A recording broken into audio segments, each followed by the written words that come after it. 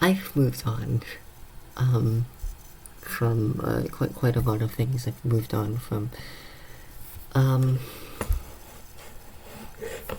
lot of what I used to believe in and what I used to be. And I think that's largely a good thing. But today I don't want to talk about like what I've moved on to. I want to talk about all the things I left behind. Because there's a couple of things.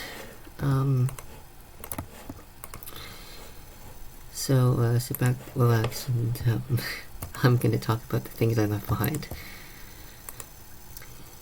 I suppose I have more of an ability to separate art from the artist.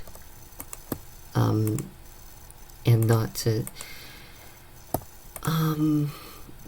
because I am still like fundamentally a sentimental person. Like that's probably never gonna change.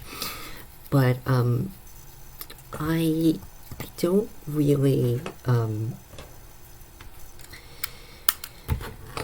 how do I say this? I really do try to appreciate art for what it is, right, instead of the people who make it. And that can be very difficult most of the time, because it's not... Sometimes art can't be separated from the artist. Sometimes you just have to deal with that. I've left also behind a lot of things that I pretended to be interested in. I'll come back to that point later on. I've lost so you know when you're young and you want to converse with people and you basically pretend like you're super interested in a thing when you really aren't. You know, like for me it was the musical Hamilton.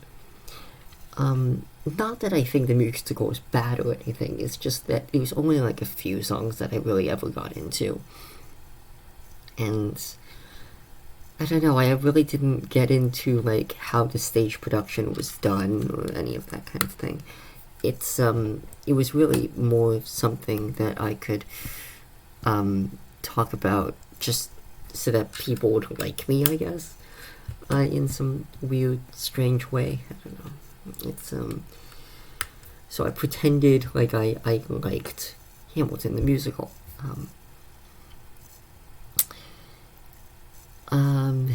I've left that behind. Oh, and I know there's a lot of controversy going on around it now, but I used to be really into like the lore of you know the I don't want to mention it by name. I'll let you guess. It's the one with all those creators and there's discs and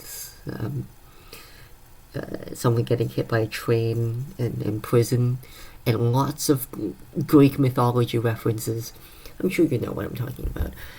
I used to really like that back in like when it was first starting, but then at some point it just got so complicated and so convoluted that I just stopped paying attention.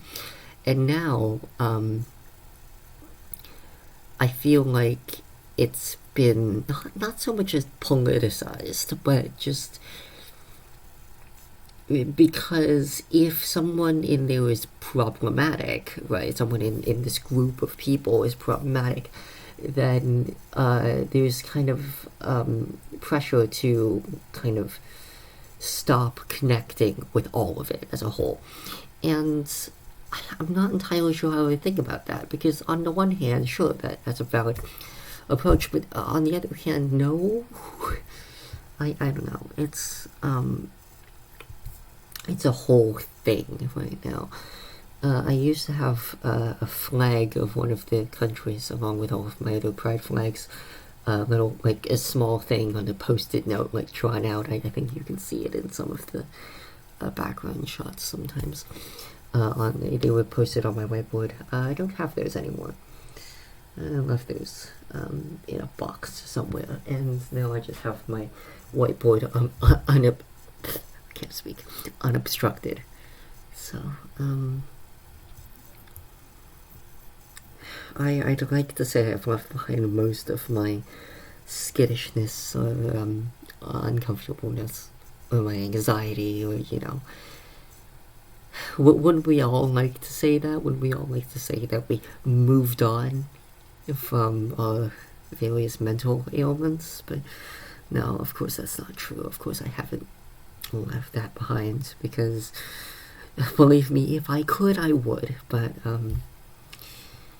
no, I find that like having anxiety or having depression or whatnot is just a normal thing that people have, right? Like, and it's a Yerkes-Dodson curve, right? On one hand, you have no anxiety and therefore no motivation or no fear to do anything, and on the other hand, too much anxiety can be really awful. So I'm pretty sure everyone knows this already, but it's just Yerkes and Dodson did some very good psychological work in that sort of field to make it. I don't know what I'm talking about.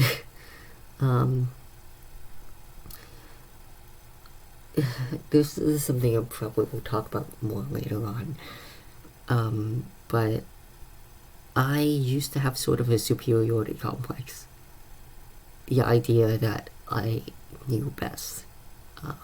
And I knew what I was talking about all the time. I was so smart, It wasn't like explicit, right? I didn't go up into people's faces and say, "Ha, I'm better than you," or anything.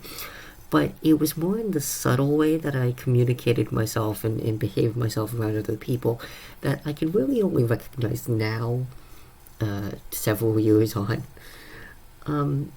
It's really that kind of unhealthy behavior that when you see it like in other people, you recognize it, but you have trouble recognizing it in yourself, and I think it was definitely there. Oh yeah, that's definitely a topic for another time, but I think I've left behind most of that arrogance, I guess. And that's not like a recent thing, that's like something I've been like dropping over quite a long time. It's just like admit when I'm wrong, or admit that I don't know about something as much as I think I do, I guess. That it's okay. It's okay to not know everything. And isn't that just the pursuit of knowledge, right? Like, this is a whole philosophical thing, but like people, as a species, as human beings, we continually strive towards the pursuit of knowledge, the theory of everything, right? Like knowing everything there is to know. But like, thing is, I really do believe it's more about the journey than about the destination, because as cliche as it is, once we get there, once we know everything, what then? What happens then? We know everything, so what do we do now? So I kind of have this internal belief, I guess, that despite the pursuit of knowledge and my understanding that the pursuit of knowledge is important and something we should continue striving for, and again, cliche, there are some things we are never meant to know. Did I just quote Tally Hall? Yes. But no, seriously, there are some things that are out there that at the moment can't be explained, or maybe, perhaps, can never be explained. And instead of letting that fill your heart with dread, I've tried my best to recontextualize that as just, we're going on this infinite pursuit of knowledge. Right, forever, or forever as long as the human race stays around, so that we always have something to work towards, so we always have something to better ourselves. Like, that's the core idea there. And again, I have to emphasize, I took 2 philosophy courses. No, that's incorrect. I took 1 philosophy course in high school. That does not make me qualified to speak about philosophy at all, but I do just want to encourage discussion about it. That's really it. I'm not an expert on a lot of things, but all in all, I just want to encourage discussion on these things. I don't use like the "I'm not an expert" thing as a crutch, or at least I try not to. It's just more of an acknowledgement of, yeah, I'm, I'm not like all knowing about this kind of thing. It is new to me, and there are a lot of things that are new to me, and that's okay, because as people, as human beings, as whatever, we often strive for the infinite pursuits of knowledge, or the infinite pursuits of happiness, or the infinite pursuit of anything.